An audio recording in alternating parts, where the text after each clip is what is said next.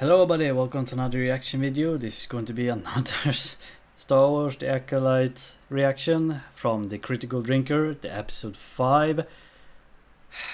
Here we go again. What kind of bullshit are they gonna they're gonna do this time? Before you asking, the fan has to stay on. I have opened every goddamn window, every goddamn door.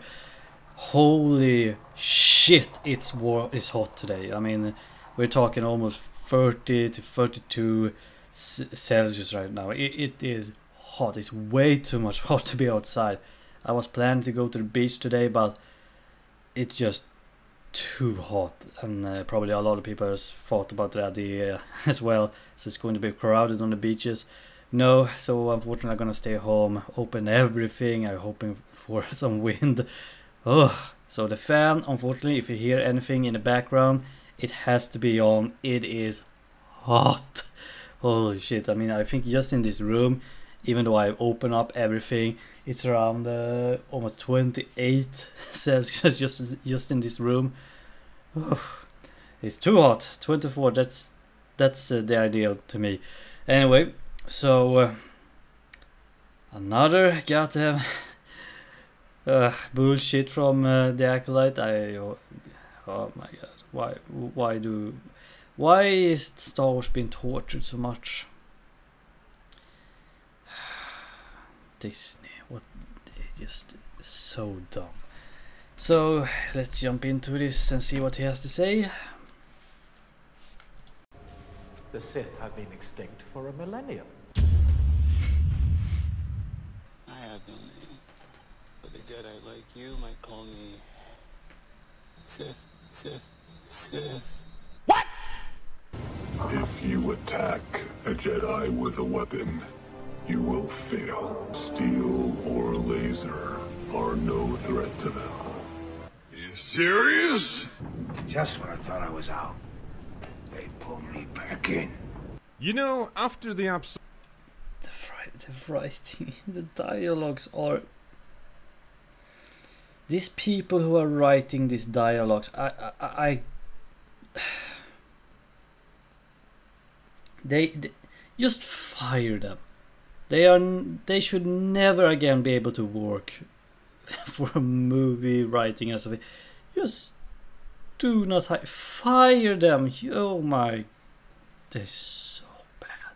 absolute dumpster fire that was episode 3, I genuinely thought that I was done with the Acolyte. I mean, episode 4 was basically 30 minutes of people walking aimlessly through really fake looking jungle sound stages, to the point where I couldn't even think of anything interesting to say about it. But throughout the promotion for this show, Leslie Headland kept threatening us with a lightsaber battle that was going to rival the prequels in terms of spectacle and awesomeness.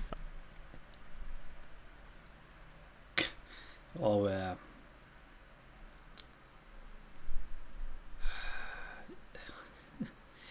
these people are...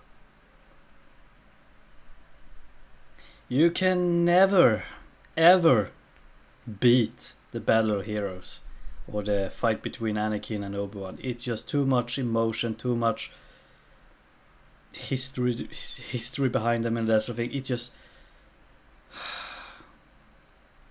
And I guess this is what she must have had in mind, because as much as the previous episode was defined by its complete lack of act... Did he headbutt,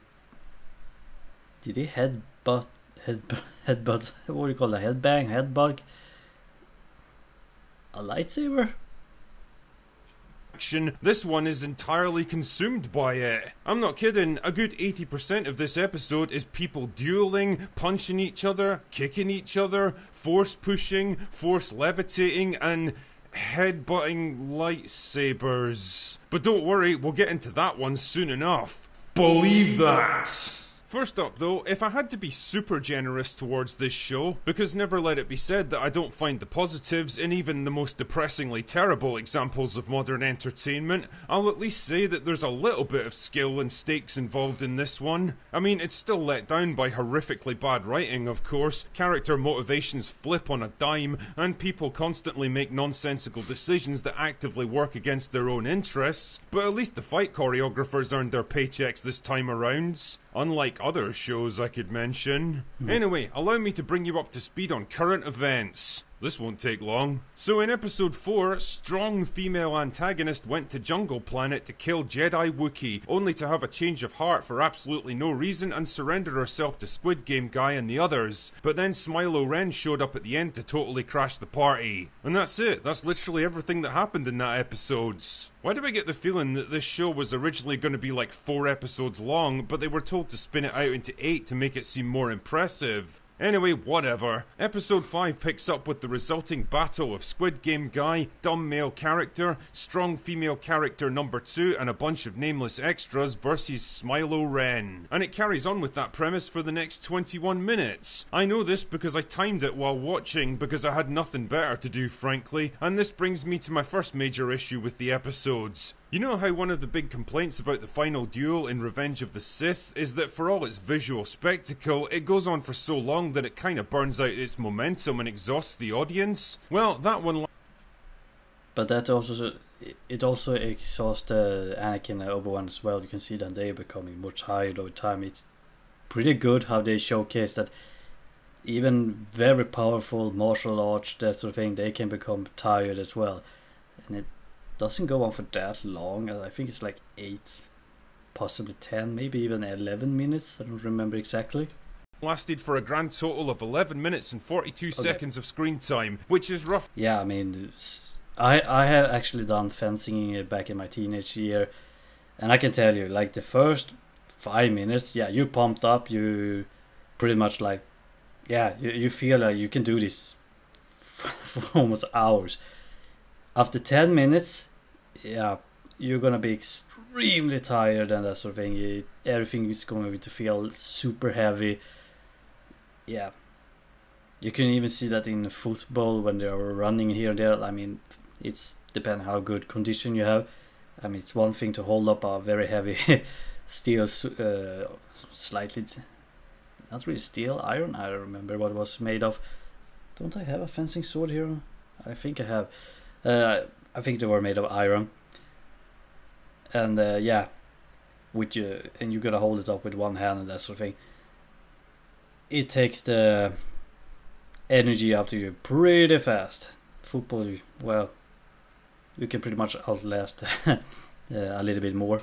Roughly half the length of the battle in this episode's, and that's not even counting all the additional fights that happen afterwards, or the fact that this one takes place on one jungle location at night, which is neither interesting nor visually engaging. As I keep reminding Tatiana, just because it's longer doesn't make it better. There's also no consistent motivation for any of the characters involved in it. Dumb male character, for example, is ordered to escort strong female protagonist back to the ship, to the point where he's willing to physically restrain her if she doesn't obey him, until she tells him that they have to go back because Smilo Ren wants to kill their friends, and he's like, okay, did you not realise that he was there to kill everyone right off the bat? Why do you think he showed up with a lightsaber, you dick? Strong female character number 2, on the other hand, tries to arrest strong female antagonist, but consistently stops to read her out a list of charges before actually restraining her. You're under arrest for the murder of Master Andara. The murder of... It's not fucking NYPD Blue. What the hell was that? You're under arrest because of this and that. Dude, shut the hell up. What are you doing? You're wasting time. You're... Oh my god, my inner fencing guy coming out. That was... What the fuck are you doing? Handcuff him directly. Then you can start to give... You can read their Miranda rights. Oh my god. The right thing in this... I have not seen this fucking show, and just these small scenes are just stupid enough to me to just... I don't want to see this. This is terrible. Ugh. Who's here, love? You don't have to Mirandize someone in the middle of a fucking battle. Smilo Ren, meanwhile, does the classic villain move of beating the shit out of a main character, only to cut and run when he's got them at his mercy. What do you think they're gonna do next? Give up and go home? You know they're just gonna regroup and come after you again later, probably at a really inconvenient moment when you're about to kill someone else, and Ah, never mind. Also, he seems to have unlocked the ability to neutralize lightsabers by headbutting them.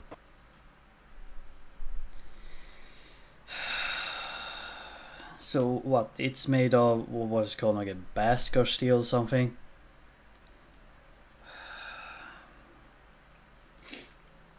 I want you to try and wear just a bicycle helmet that is made of what? A very light material and some very thick what do you call that? Not paper.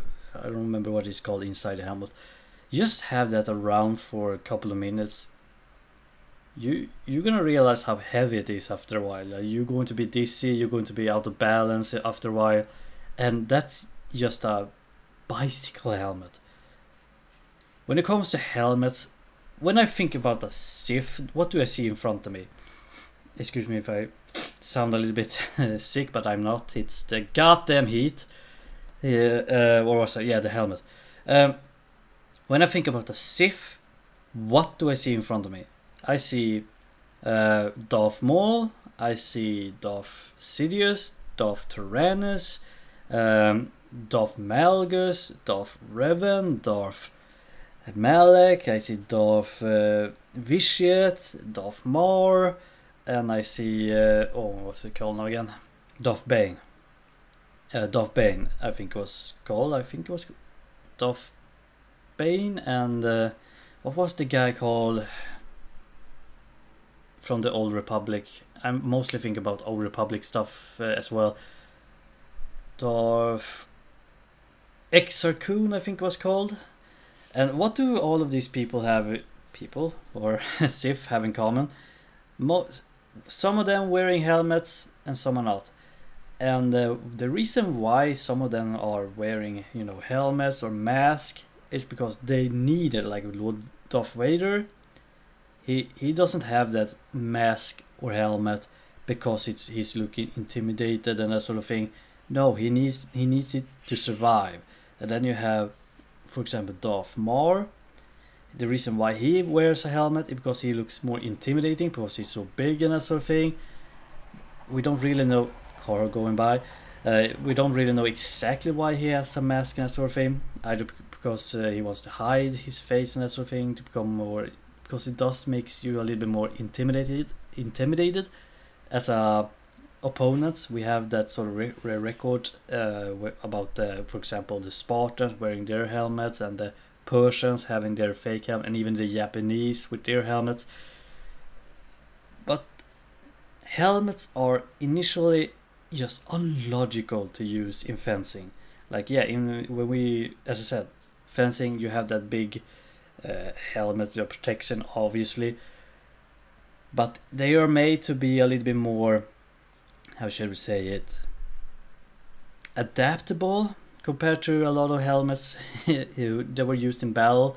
For example, if you look at the Japanese helmet, that really big and sometimes very tall one, it's very,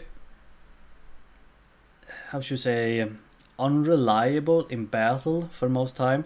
It's covering most of your shoulders, so you don't really have that good view behind you, because if you test yourself how far you can see you, for example, your finger, I can pretty much, if I look straight forward now around here, I can see my finger. I can back a little bit more, yeah, here around here I can see my fingers. I don't know if you can see it. It's pretty much, if I look straight forward, there around here, almost at my shoulder. And but if I had the same thing around now again and I look at it, I can go back even further. So yeah, you have a wide view around you. So having that plate behind you, for example, Japanese helmet, it's going to obscure your vision.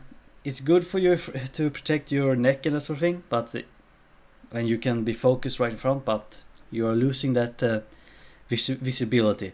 Then you have European kinda helmet. It depends on which kind. It's been, oh my, how many hasn't there been? But let's say your typical medieval one, those you can fold down and you have like a small window. It can protect you pretty well, The downside is that it is made of steel, so it's going to be extremely heavy to move around, and it's going to be very limited to move around your head, and you're going to have a very small visual a small porthole you can see out. So it's pretty much going to look like if you do this to your eyes, you can pretty much not see anything behind, to the side or behind you in sort of way. You're losing like 80% of your visibility. So it was good for protection, but and for those who are much more bulkier, heavier. But otherwise, if you look at, for example, levies, skirmishes, and that sort of thing, you can see them have more like that English kind of helmet that is a little bit more pointy, because if the sword comes down, it will slide off, and you have like almost like a, I don't know what you're calling now again, almost like a cowboy hat or something. So the sword will basically slide down and go away, ricochet almost, you want to call it. I don't really know what to say it in English, but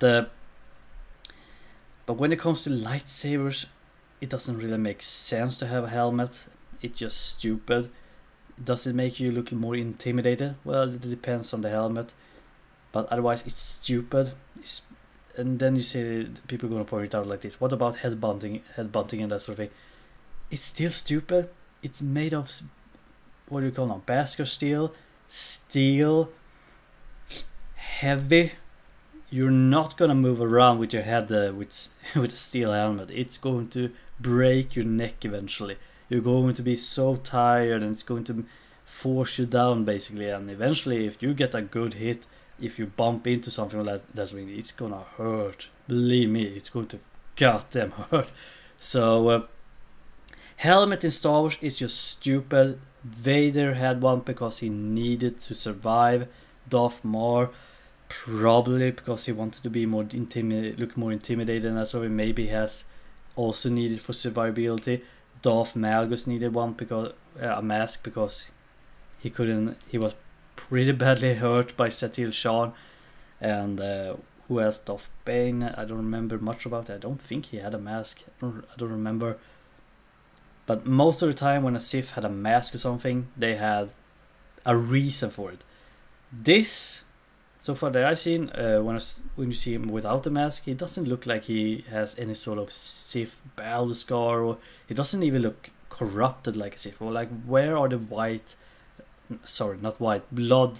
blood red eyes, the yellow, orange hue? Like, I don't see that, or that black vein kind of almost looks like liquid. It looks like his entire goddamn front of head is like full with like black veins or that sort of thing. That sort of corruption that's going to happen with people who are using the dark side, I don't see that much in him. If he had that, then I would see a good reason for using the helmet to hide your face hide your corruption from anyone else. So that's a good reason. But because he doesn't have one, then this helmet just doesn't make sense. Kylo Ren used one also. Why? He didn't have a reason for it.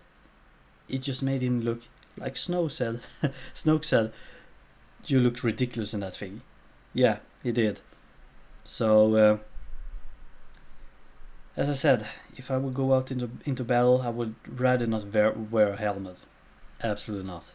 Besides, if you get a hit on your head, then you're practically dead.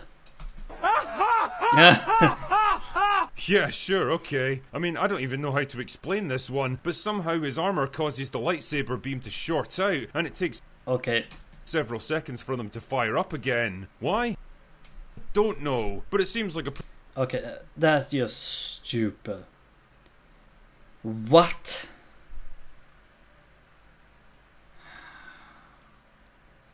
If that's the case, why not wear an armor of this material? In that way you're practically invisible. Not invisible, but invisible to lightsabers or laser in general. Why not have an armor then? This is oh my.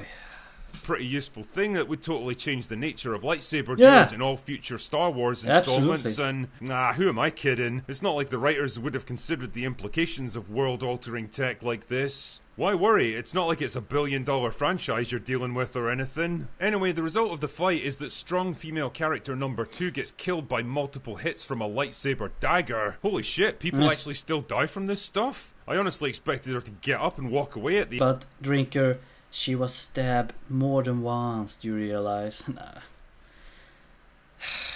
ends. Oh yeah, and dumb male character gets his neck snapped or something. I don't know, I didn't really pay attention, because these people aren't characters so much as walking vehicles for the plot. Then Smilo Ren's mask. You see, I don't see any corruption on him. Like, he's not a Sith. Acolyte, no, not even that, because even Acolytes have some corruption on them. You can see them in their eyes. Because now I'm talking about Legacy Star Wars. When you start to use the dark side, the first thing that's going to like showcase or indicate that you are using the dark side power is that your eyes are turning yellow or blood red and that sort of thing. The more you use the dark side, the more corruption you will see on your face and that sort of thing. It will corrupt you over time. So I'm talking, but this is Disney Star Wars. It's just Gets knocked off and he's revealed to be Discount Ezra Miller. Oh man! Oh god! Oh man! where is this from? I think I've seen it, but where? You know, I have a few questions about this. Questions like, why did you expose your identity to the Jedi after Token White Guy got assassinated? Why did you allow strong female antagonists to leave you hanging in a tripwire? Why did you even take the risk of coming here when your goal is to remain hidden? Fuck. Ah well, those are questions for a plot that actually makes sense. Anyway, Yeah. Squid Game guy beats him in a fist fight because his kung fu is strong, but then strong female protagonist convinces him to spare Discount Ezra Miller's life before planting a flashlight on him that attracts a bunch of giant woodlice that carry him off into the forest to be eaten. I fucking wish I was making this up. What? But then strong female antagonist shows up and stuns Squid Game guy so that both of the strong female characters can finally be together. Now, you might think that locking her in a room and setting the place on fire, destroying their childhood home and killing their entire family is the sort of thing that would be kinda tough to come back from, but strong female antagonist is like, well, the Jedi are bad too because they didn't give you a sense of purpose or something. All I did was destroy your life and try to burn you alive. Well, I'm convinced. Anyway, then they get into... What?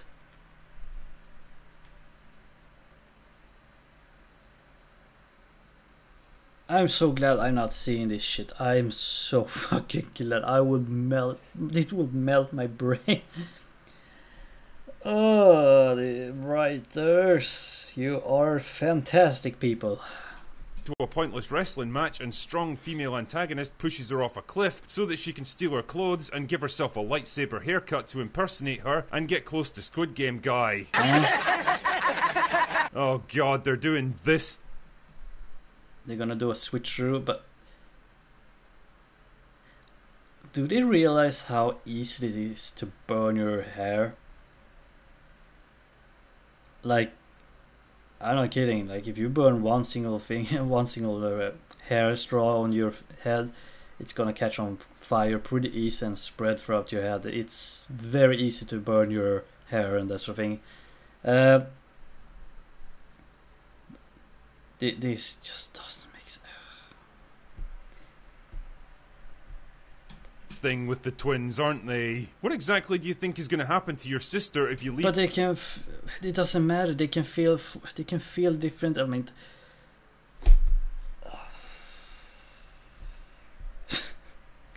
It's no idea. I try to explain this. Just. Yeah.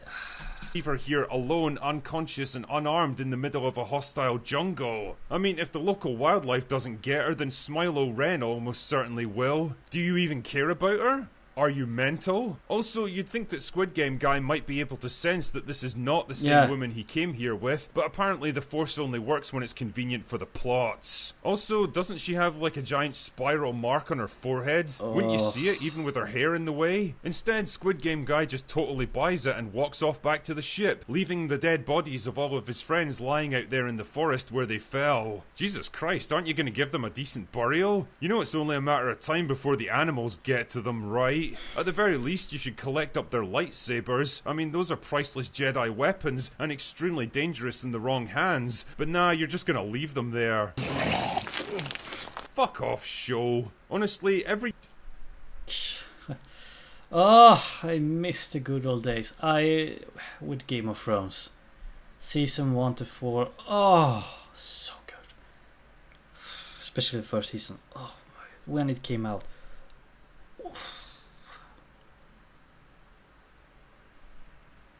Every Friday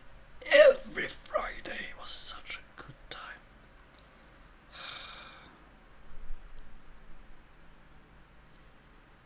It shows shows like the Acolyte and stuff. It's just and the Rings of Power are the reason why I don't watch TV anymore. It's the reason why I don't watch big high budget and sort of thing series anymore. It's just, why should I? They're all bad. They're all shit compared to the actual like anime. I don't understand how anime can have better writings compared to shit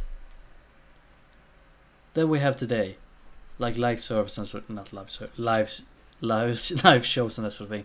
Every new episode of The Acolyte is another chance to showcase the different levels of failure on display. Episode 1 proved that they didn't know how to establish characters. Episode 2 showed that they had no ability to develop intrigue and investigation. Episode 3 showcased complete lack of understanding of the Force, religion, world building and continuity. Episode 4 demonstrated a failure to create pace, tension and character development. And Episode 5 proves that they don't understand how to do action either. The only question now is, what's even left for them to fail at?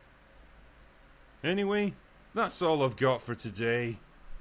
Go away now.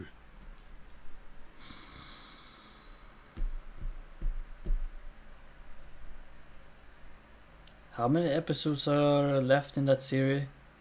Like 4, I think they said. I'm so glad I'm not watching this shit. I'm so fucking glad. I'm so fucking glad I just denounced all of this. Ugh.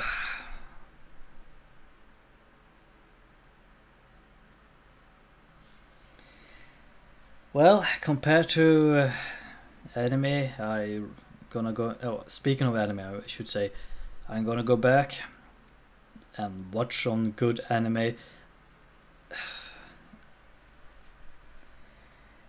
Oh.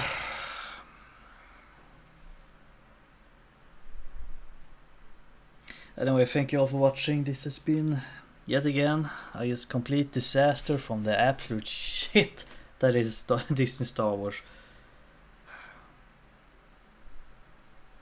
Oh yeah, I saw that for example when they were exposing the senior vice president again.